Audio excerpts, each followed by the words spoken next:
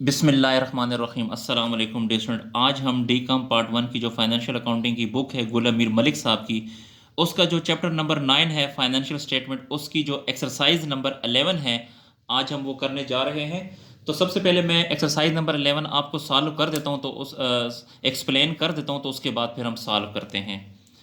इसमें कहता है from the following balances extracted from the ledger of Ayaz Corporation, prepare income statement and balance sheet as on 31st March। ये कुछ balances दिए गए हैं अयाज कारपोरेशन के। तो इन बैलेंसेस से, इस ट्रायल बैलेंस से आपने इनकम स्टेटमेंट बनानी है और बैलेंस शीट बनानी है, और डेट है 31 मार्च। ऊपर कंपनी का नाम लिखेंगे अयाज कारपोरेशन।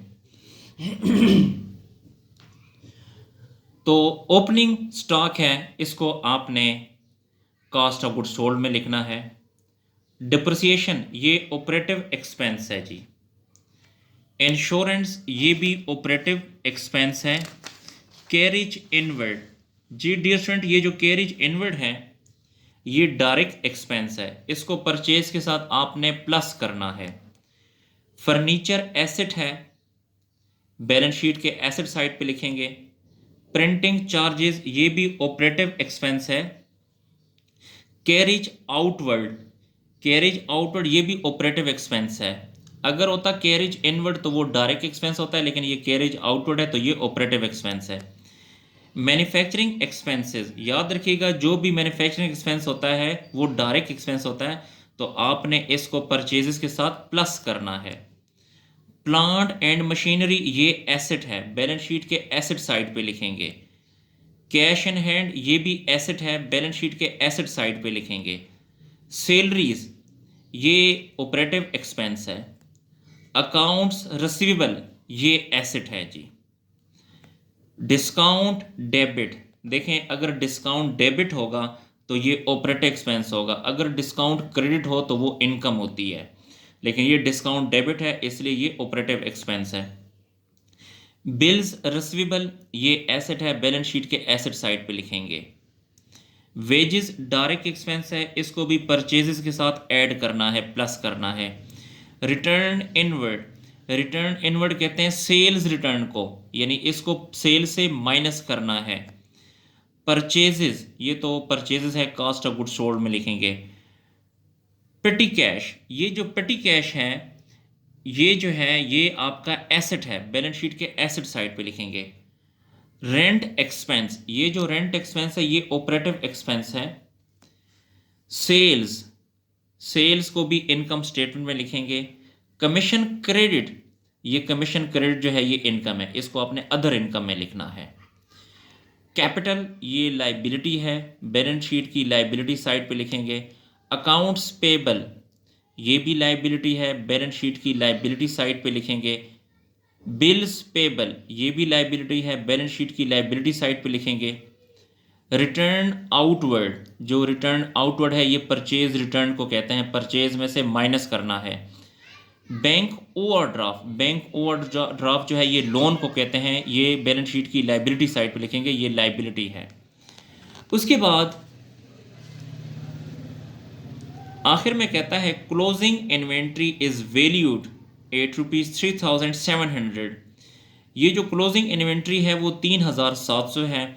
एक तो इसको आपने कास्ट ऑफ गुड्स सोल्ड में लिखना है, यानी माइनस करना है। दूसरा ये एसेट होता है जी। डियर स्टूडेंट, मैंने आपको क्वेश्चन मुकम्मल एक्सप्लेन कर दिया है। अब हम इसका सॉल्यूशन की तरफ जाते हैं। तो डियर स्टूडेंट, बेहतर ये है कि बुक को ओपन करके आप इस क्वेश्चन को अपने सामने रख दें, साथ साथ आपने क्वेश्चन की तरफ भी देखना है और सॉल्यूशन की तरफ भी देखना है। तो सॉल्यूशन की तरफ चलते हैं जी। तो एक्सरसाइज नंबर 11, ऊपर कंपनी का नाम लिखना है अयाज कारपोरेशन। हम बनाने जा रहे हैं इनकम स्टेटमेंट, और यहाँ पे एज ऑन जो डेट है वो आपने यहाँ पे लिखनी है, क्वेश्चन में जो डेट गिवन है। तो सॉल्यूशन की तरफ चलते हैं। तो जब भी हम इनकम स्टेटमेंट बनाते हैं तो सबसे पहले हम सेल्स लिखते हैं। सेल्स, सेल्स है 11,800, तो सेकंड कॉलम में लिखें 11,800। फिर इससे माइनस करते होते हैं सेल्स रिटर्न यानी रिटर्न इनवर्ड। सेल्स रिटर्न और रिटर्न इनवर्ड एक ही चीज़ है।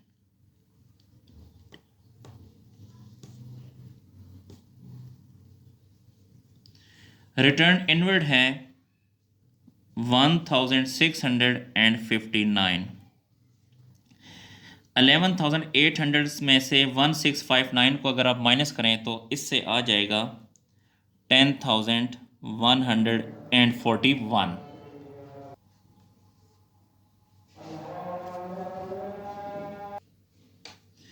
जी, तो 10,141 जो है इसे आपने नेट सेल कहना है, नेट सेल। फिर उसके बाद आपने लेस करना है कास्ट ऑफ गुड सोल्ड, तो लेस करेंगे cost of good sold, heading दे दें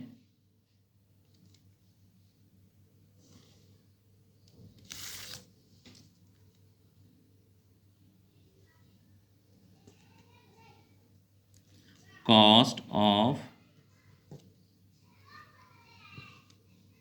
गुड सोल्ड। तो कॉस्ट ऑफ गुड सोल्ड में सबसे पहले हम लिखते होते हैं ओपनिंग इन्वेंट्री।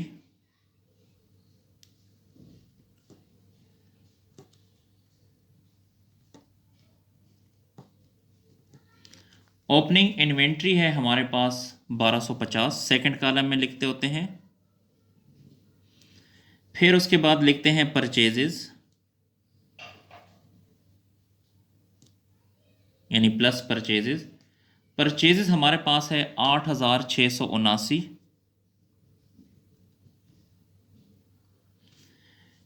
फिर इससे हम लेस करते होते हैं परचेज रिटर्न यानी रिटर्न आउटवर्ड भी इसे कहते हैं,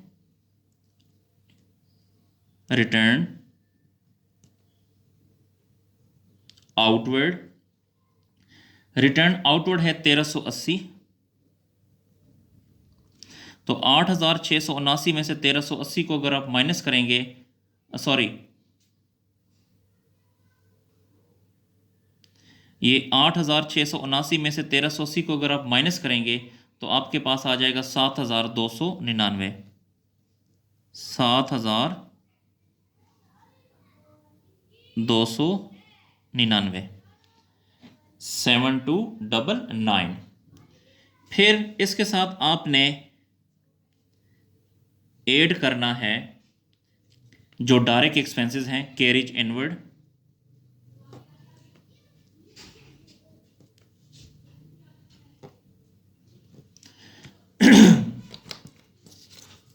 इसको पहले क्लोज करें। कैरेज इनवर्ड हमारे पास 300 है यानी डायरेक्ट एक्सपेंस है। और फिर है मैन्युफैक्चरिंग एक्सपेंसेस,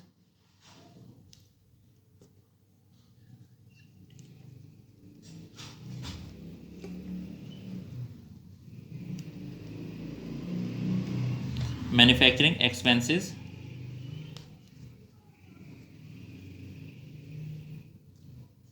मैन्युफैक्चरिंग एक्सपेंसेस की अमाउंट है 200। अगला जो डायरेक्ट एक्सपेंस है वो वेजेस है। वेजेस की अमाउंट है 1589। जी, ये तीनों जो हैं ये डायरेक्ट एक्सपेंसेस हैं, 300, 200 और 1,589।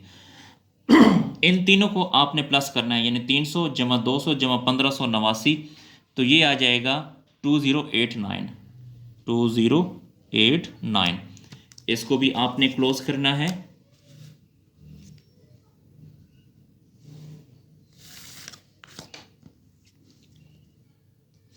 फिर 1250 और 7,299 और 2,089 इन तीनों को जमा करें तो इससे आ जाएगा 10,638। इससे आपने कहना है goods, cost of goods available for sale भी कह सकते हैं, cost of goods available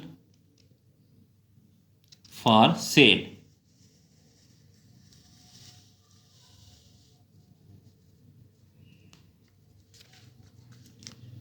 cost of goods available for sale. फिर इससे आपने माइनस करना है क्लोजिंग इन्वेंट्री, तो माइनस करें क्लोजिंग इन्वेंट्री। क्लोजिंग इन्वेंट्री है 3700, तो 10,638 में से 3,700 को माइनस किया तो बाकी अमाउंट आ गई 6938। 6938। इसको पहले क्लोज करें ज़रा।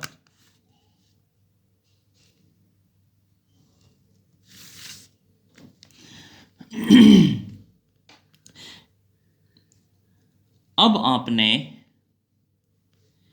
ये जो नेट सेल है इसमें से इस कास्ट ऑफ गुड सोल्ड को माइनस करें तो आपके पास अमाउंट आ जाएगी 3203। इसे आपने कहना है ग्रॉस प्रॉफिट भी कह सकते हैं, ग्रॉस इनकम भी कह सकते हैं।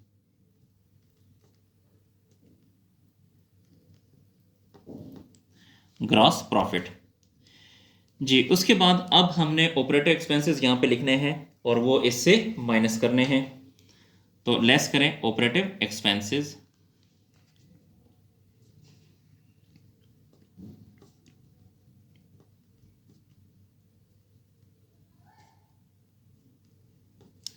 ऑपरेटिव एक्सपेंसेस, तो इसको अंडरलाइन करें पहले। जितने भी ऑपरेटिव एक्सपेंसेस हैं वो सारे के सारे आप यहां लिखते हैं। सबसे पहला जो ऑपरेटिव एक्सपेंस है हमारे पास जी वो है डिप्रिसिएशन।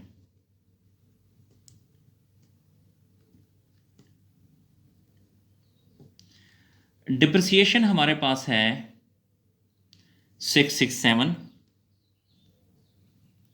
ये आपकी मर्जी है, ये एक्सपेंसेस इस कॉलम में भी लिख सकते हैं, इस कॉलम में, जिधर आपकी मर्जी है। नेक्स्ट जो ऑपरेटिव एक्सपेंस है इंश्योरेंस है।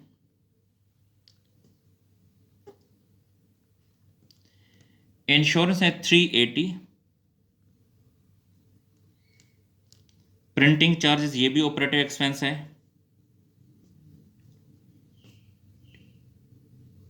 Printing charges 670। कैरेज आउटवर्ड ये भी ऑपरेटिव एक्सपेंस है।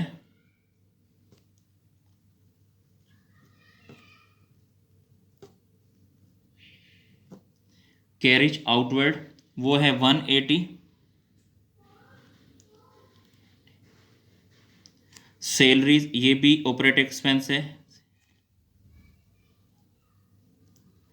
सैलरीज है 750 जी। और भी मजीद एक्सपेंसेस ढूंढते हैं।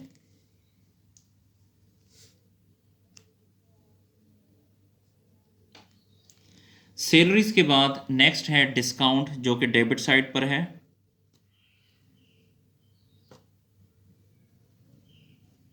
ये भी ऑपरेटिव एक्सपेंस है 328। उसके बाद रेंट ये भी ऑपरेटिव एक्सपेंस है। रेंट जो है वो 180 है, 180।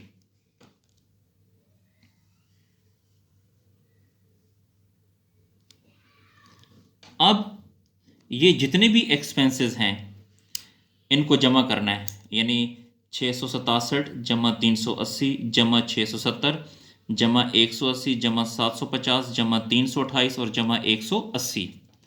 तो यहाँ से लेके यहाँ तक इन तमाम को जमा किया तो ये आया 3155। 3155 ये टोटल एक्सपेंसेस हैं। तो सबसे पहले इसको भी आप क्लोज करें।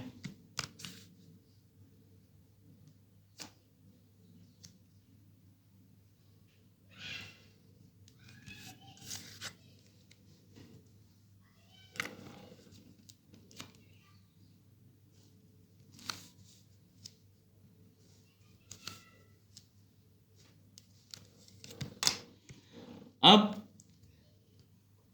3203 में से 3155 को अगर आप माइनस करें तो ये हमारे पास आता है 48। यहाँ पे लिखें 48। ये जो 48 है ये ऑपरेटिव प्रॉफिट है जी। ऑपरेटिव प्रॉफिट भी इसे कह सकते हैं, ऑपरेटिव इनकम भी कह सकते हैं।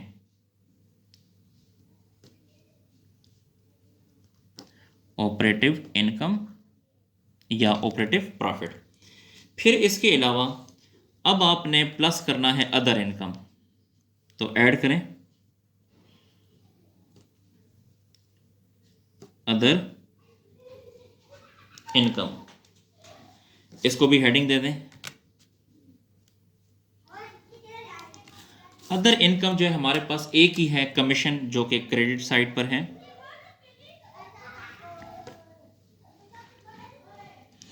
कमीशन की जो अमाउंट है वो है 211, तो यहां पे लिखें 211।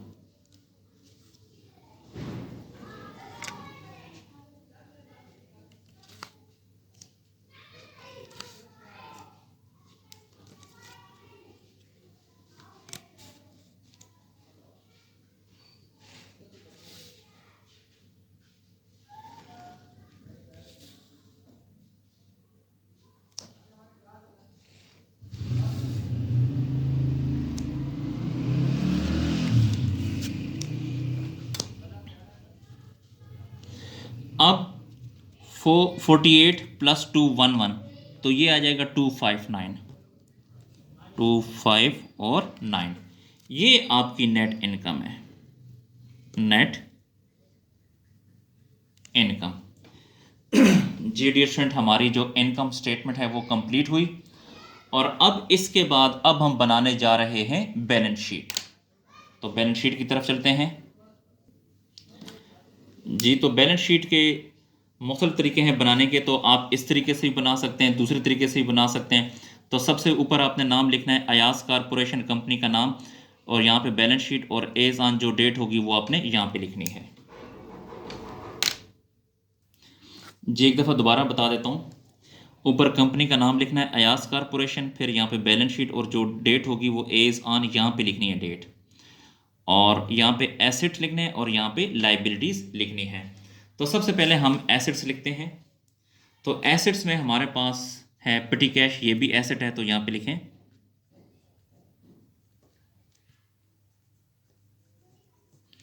पेटी कैश है 47, कैश ये भी एसेट है 895, अकाउंट रिसीवेबल ये भी एसेट है,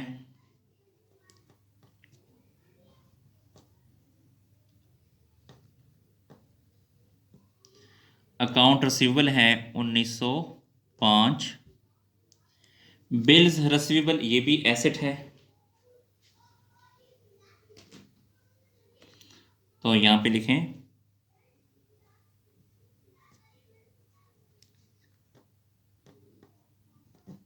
बिल्स रिसीवेबल 2730 है, और क्लोजिंग इन्वेंट्री ये भी एसेट है,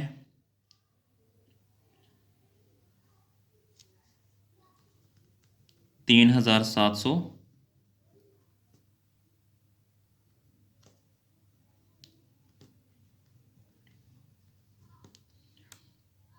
प्लांट एंड मशीनरी ये भी एसेट है,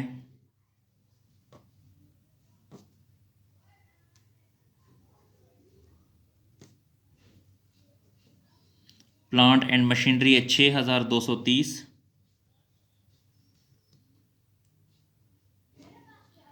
फर्नीचर ये भी एसेट है, फर्नीचर की अमाउंट है 300। एक दफ़ा दोबारा इसको चेक कर लेते हैं। पेटी कैश 47, कैश 895, अकाउंट रिसीवेबल और बिल्स रिसीवेबल और क्लोजिंग इन्वेंट्री है, उसके बाद प्लांट एंड मशीनरी है और फर्नीचर है जी। बस यही एसेट्स है। उसके बाद अब लाइबिलिटी साइड पर आ जाएं जी।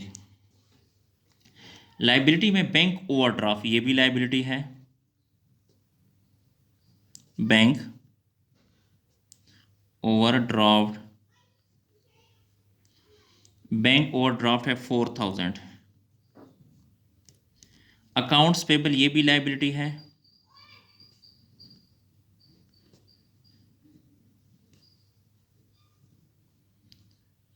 $1780।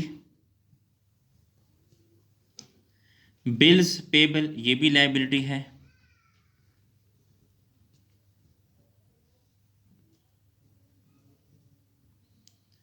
बिल्स पेबल है 540। कैपिटल ये भी लाइबिलिटी है। कैपिटल को हमेशा इनर कॉलम में लिखते होते हैं जी। कैपिटल है 9228। इसके साथ प्लस करते होते हैं नेट इनकम। नेट इनकम जो है वो 259 है। इन दोनों को ऐड करेंगे तो आ जाएगा 9487 जी। अब हम इसका टोटलिंग करते हैं जी। तो पहले लायबिलिटी साइड को प्लस करें। 4000 प्लस 1780 प्लस 540 प्लस 9487, इनको प्लस किया तो हमारे पास आ गया 15,807। इसी तरह इनको भी प्लस करें, यहाँ से लेके यहाँ तक इनको भी प्लस करें तो ये भी आता है 15,807 जी। तो आपने देखा कि ये भी और ये दोनों साइड आपस में इक्वल हैं। इसका मतलब ये है कि हमारी जो बैलेंस शीट है वो टेली है और हमारा जो सवाल है वो 100% दुरुस्त है जी। नोट कर लें। डियर स्टूडेंट, इन वीडियोज़ को अपने दोस्तों के साथ और स्पेशली अपने क्लास फेलो के साथ शेयर करें ताकि उन्हें भी फ़ायदा हासिल हो। डियर स्टूडेंट, अगर आपको DCOM पार्ट 1 की मैथ स्टेट का सोल्यूशन चाहिए, उसके लेक्चर्स चाहिए, तो वो भी अपलोड मैंने कर दिए हैं। आप मेरे चैनल की प्लेलिस्ट में जाके वहाँ से हासिल कर सकते हैं। इसके अलावा मैथ स्टेट और अकाउंटिंग में कोई भी मसला आपको आता है तो आप कमेंट सेक्शन में जाकर मुझसे पूछ सकते हैं जी। शुक्रिया। अल्लाह हाफिज़।